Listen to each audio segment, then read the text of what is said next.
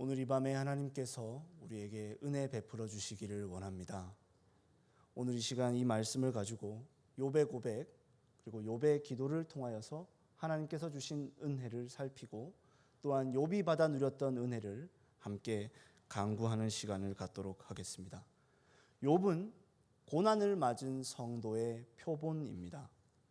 욥은 정말 말로 다하기 어려운 고난을 받았습니다.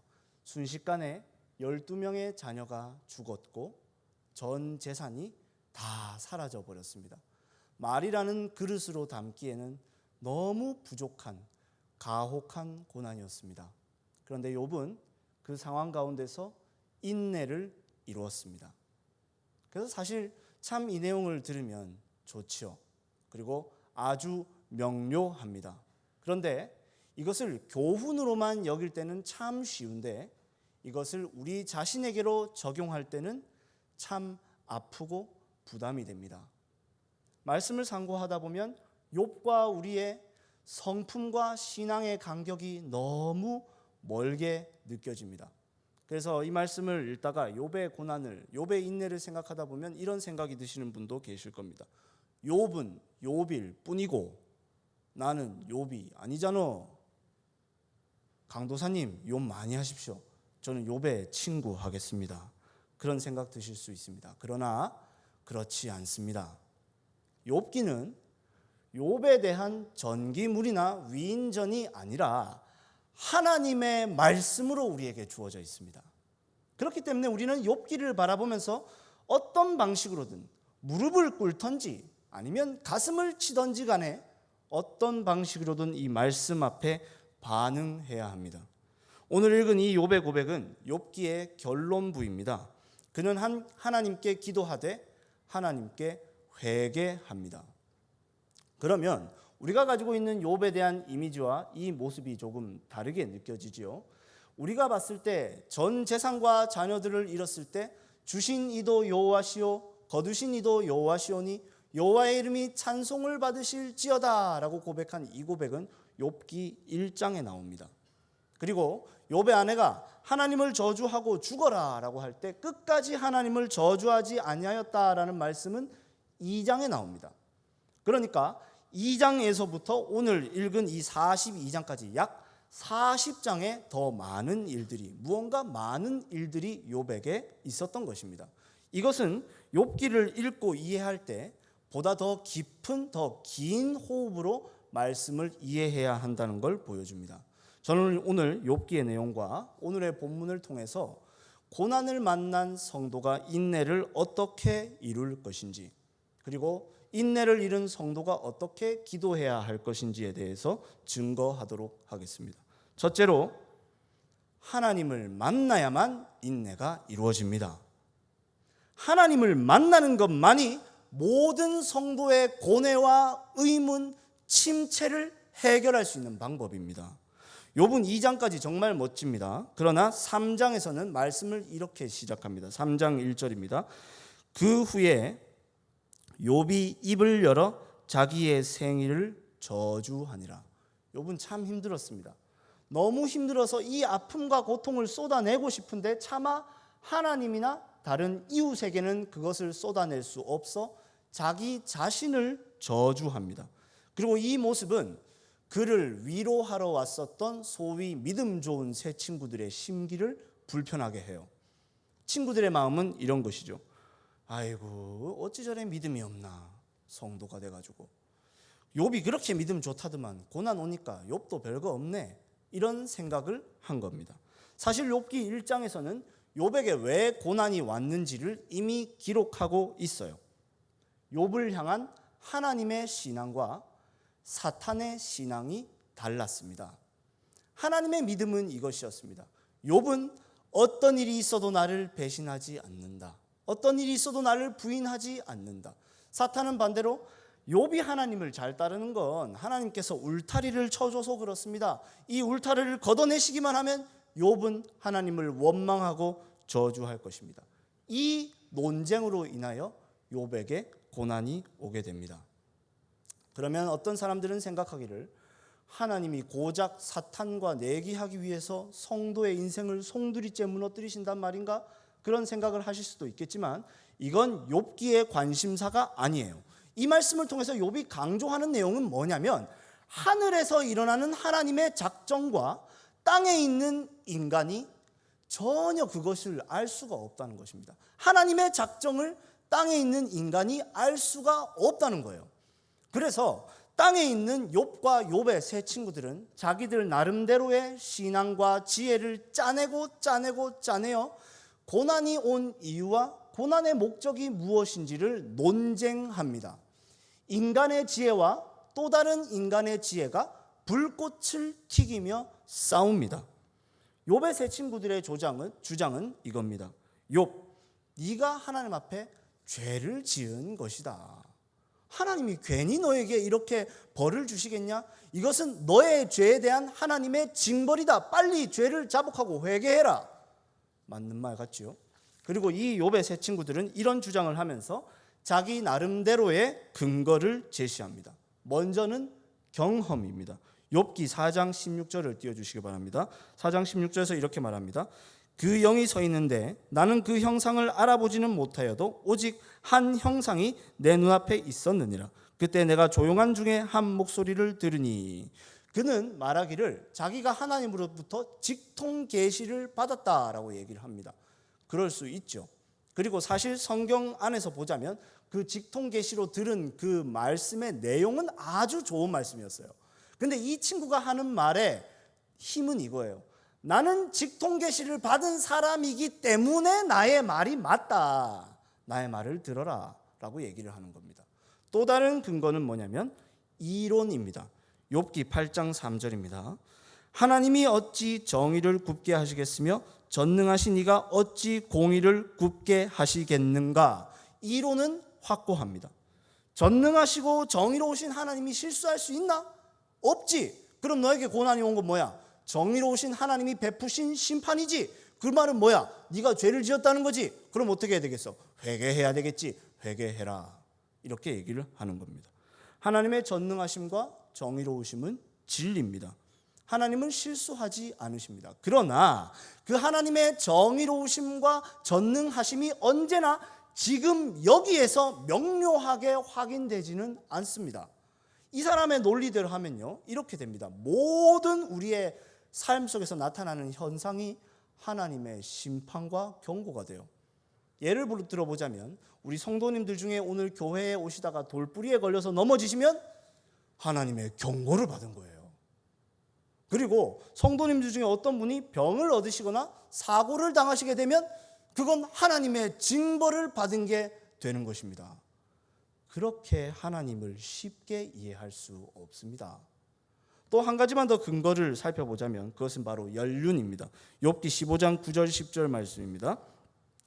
네가 아는 것을 우리가 알지 못하는 것이 무엇이냐? 네가 깨달은 것을 우리가 소유하지 못한 것이 무엇이냐? 우리 중에는 머리가 흰 사람도 있고 연로한 사람도 있고 내 아버지보다 나이가 많은 사람도 있느니라. 소위 세상 사람들이 싸우다가 말싸움하다가 안 되면 뭐라고 얘기합니까? 마, 니 몇 살이고? 그러죠. 그러면서 이기는 거예요. 야, 니 몇 살이고? 나이도 어린 게 어디 지금 어른한테 대들고. 이런 식으로 대드는 겁니다. 이런 식으로 근거를 대면서 주장을 하게 되면은 보통은 말싸움에서 논쟁에서 질 수밖에 없어요. 근데 욥은 끝까지 자기의 온전함을 지켜요. 끝까지 자기의 온전함을 포기하지 않습니다. 그 이유는 욥이 고집이 세거나 남들보다 훨씬 더 자기가 의롭다고 생각했기 때문이 아니에요. 욥의 그 고백이 있었던 거예요. 하나님에 대한 신앙이 있었던 거예요. 그런 신앙은 바로 이런 것입니다. 만약에 여러분들의 말대로 하나님께서 잘하면 상 주시고 못하면 벌을 주시는 분이시라면 이 세상에 누가 남아나겠습니까? 우리는 다만 우리가 잘하든 못하든 하나님의 복 주심을 구할 수밖에 없는 자들입니다. 그리고 만약에 당신들의 그 논리대로 말하자면 과거에 나에게 있었던 부유함과 행복은 내가 남들보다 의롭기 때문에 주어졌다는 것입니까? 아니란 말입니다. 하나님이 다만 은혜와 사랑으로 울타리를 쳐주셨기 때문에 나에게 그런 복이 있었던 것입니다. 그러니 저는 여러분들과 말싸움할 생각이 없습니다. 여러분들의 말에 관심이 없습니다. 여러분들은 그냥 나의 친구니 나를 위로해주고 기도해 주시기만 하면 됩니다. 나는 좀 하나님을 만나야겠습니다. 하나님께 따져야 되겠습니다. 왜 나를 이렇게 만들었는지. 이게 욥의 주된 주장입니다. 이 주장이 옳죠. 그런데 이 주장이 옳다 해도 욥의 세 친구와 욥의 논쟁이 끝나지를 않습니다. 왜냐하면 아무도 양보하지 않기 때문에 그렇습니다. 논쟁은, 욥의 세 친구의 정죄는, 욥이 갖고 있었던 고뇌는 오직 하나님이 나타나셔서 말씀하실 때 종결이 되어버립니다. 이것이 바로 38장에서 41장까지의 내용입니다. 그러면 우리는 기대하게 되죠. 하나님 나타나셔서 왜 이런 고난이 왔는지 이유를, 목적을 해명해 주시기를 기대하게 됩니다. 그러나 하나님은 고난의 이유에 대해서 말씀하시지 않습니다. 다른 이야기를 하십니다. 세상 만물에 대한 이야기입니다. 이런 것입니다. 너는 이것을 아느냐? 저것은 아느냐? 네가 이것을 할 수 있느냐? 저것은 할 수 있느냐? 네가 아는 게 무엇이고 할 수 있는 게 무엇이냐? 이거 다 내가 하고 있고 내가 다 알고 있다. 하나님께서는 세상 만물을 통하여 하나님이 어떤 분이신지를 설명해 주고 계십니다. 눈에 가장 명확하게 보이는 일에서부터 가장 은밀한 일까지, 그리고 가장 연약하고 작은 생명으로부터 가장 크고 무시무시한 괴수에 이르기까지 하나님이 주관하시며 하나님이 돌보시며 하나님이 제어하고 계십니다. 이 사실을 통해서 한 가지 명확한 진리를 깨닫게 됩니다. 이 진리를 예수님께서는 이렇게 설명하셨습니다. 마태복음 6장 26절입니다. 함께 읽도록 하겠습니다. 시작. 공중의 새를 보라. 심지도 않고 거두지도 않고 창고에 모아들이지도 아니하되 너희 하늘 아버지께서 기르시나니 너희는 이것들보다 귀하지 아니하냐. 아멘. 하나님은 이렇게 말씀하시는 겁니다. 욥아, 너는 이 모든 것보다 더 귀하단다. 너는 이 모든 것들보다 귀해. 네가 부요하고 행복감을 누릴 때만 내가 너와 함께 있었던 것이 아니라 네가 고난당하고 눈물 흘리며 심지어는 나를 원망할 그때도 나는 함께하고 있었단다. 함께하되 너의 믿음을 내가 계속해서 붙들어주고 있었단다. 사랑하는 성도 여러분, 이 하나님을 만나셔야 됩니다. 인격적으로 만나셔야 됩니다. 하나님의 이 쟁쟁한 사랑의 음성을 들어야만 모든 논란이 종결되고 우리의 인내가 이루어지게 됩니다. 제가 드리는 말씀은 욥처럼 그런 신비한 경험을 하자는 것이 아닙니다. 하나님은 이미 우리에게 명확하게 너무나도 분명하게 말씀해 주셨습니다. 바로 십자가 위에서 말입니다. 로마서 5장 8절 말씀입니다. 우리가 아직 죄인 되었을 때에 그리스도께서 우리를 위하여 죽으심으로 하나님께서 우리에 대한 자기의 사랑을 확증하셨느니라. 아멘. 여기서 확증하셨다는 말은 드러내어 보여주셨다라는 말입니다. 얼마나 여러분 확실합니까? 그 어떤 현상과 나의 감정과 논리로도 이 확실한 사랑을 흐리게 만들 수 없습니다. 한 구절만 더 살펴보도록 하겠습니다. 로마서 8장 32절입니다. 함께 읽도록 하겠습니다. 시작. 자기 아들을 아끼지 아니하시고 우리 모든 사람을 위하여 내주신 이가 어찌 그 아들과 함께 모든 것을 우리에게 주시지 아니하겠느냐. 아멘. 이 말씀 바로 전절에 보시면 하나님이 우리를 위하시면 누가 우리를 대적하겠느냐라고 말합니다. 하나님이 우리를 위하십니다. 하나님이 우리를 위하세요. 그리고 그것은 단순히 예수님을 과거에 보내주셨다는 데서 끝나는 것이 아니라 지금도 여전히 예수님과 함께 우리에게 모든 것을 주고 계시다는 것입니다. 잎새와 풀, 비와 가뭄, 풍년과 흉년, 먹을 것과 입을 것, 가뭄과 홍수, 건강과 질병, 부와 가난, 심지어 핍박에 이르기까지 참으로 이 모든 것이 예수님의 이름으로 우리에게 임합니다. 그렇게 우리는 고난 또한 예수님의 이름으로 받게 되고 그 고난은 사랑하는 아버지의 손길이 되고 그렇게 우리 안에서 인내가 이루어지는 것입니다. 바라기는 말씀과 기도 속에서 하나님을 만나시는 은혜가, 예수님의 십자가의 사랑을 대면하시는 은혜가 있으시는 저와 여러분들이 되시기를 바랍니다. 둘째로 순응의 기도를 하셔야 합니다. 저는 이것이 인내를 이루는 성도가 누리는 가장 큰 은혜라고 생각합니다. 뭐냐면 기도의 제목이 바뀌는 것입니다. 나의 소원과 나의 바람이 거두어지고 하나님의 선하심과 자비하심을 신뢰함으로 상황을 받아들이는 기도, 순종으로 드리는 믿음의 고백이 하나님께 드려지는 거예요. 우리는 단순히 말씀을 순종하는 데서 끝나는 것이 아니라 하나님이 주신 모든 상황에 순응할 수 있어야 합니다. 욥과 친구들과의 논쟁 중에 끊임없이 욥은 말합니다. 나는 하나님을 좀 만나야겠다. 하나님의 대답을 좀 들어야 되겠다. 도대체 왜 나를 괴롭게 하시는지 이유를 좀 들어야 되겠다. 그러나 하나님은 이유에 대해서 말씀하시지를 않으세요. 욥이 어떻게 반응해야 될까요? 그렇게 기도해야 되지 않겠어요? 아니 하나님, 그거는 제 말이 아니고요. 말해보세요. 저한테 왜 그러셨어요? 말해보세요. 제발 좀 말해주세요. 이유가 뭐예요? 라고 말해야 되지 않겠습니까? 그러나 욥은 더 이상 질문하지 않습니다. 하나님도 고난의 이유에 대해서 설명하시지 않고 욥도 그 대답을 구하지 않습니다. 왜 그럴까요, 여러분? 이제 몰라도 된다는 겁니다. 사랑하는 성도 여러분, 우리는 늘 이유가 궁금하죠. 이해가 되고 예상이 되어야 마음의 편안함을 느낍니다. 불안하지가 않습니다. 그러나 이 바람이 과하게 되면 이게 함정이 되게 됩니다.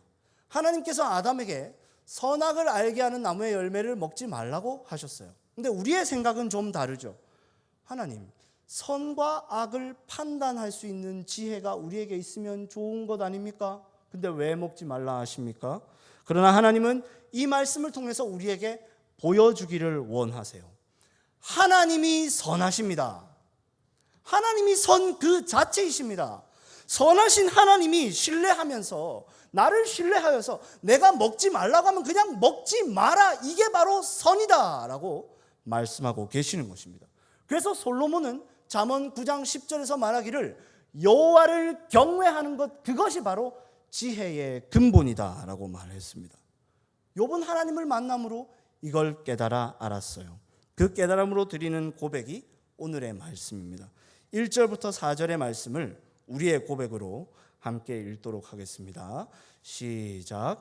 욥이 여호와께 대답하여 이르되 주께서는 못하실 일이 없사오며 무슨 계획이든지 못 이루실 것이 없는 줄 아오니 무지한 말로 이치를 가리는 자가 누구니이까? 나는 깨닫지도 못한 일을 말하였고 스스로 알 수도 없고 헤아리기도 어려운 일을 말하였나이다.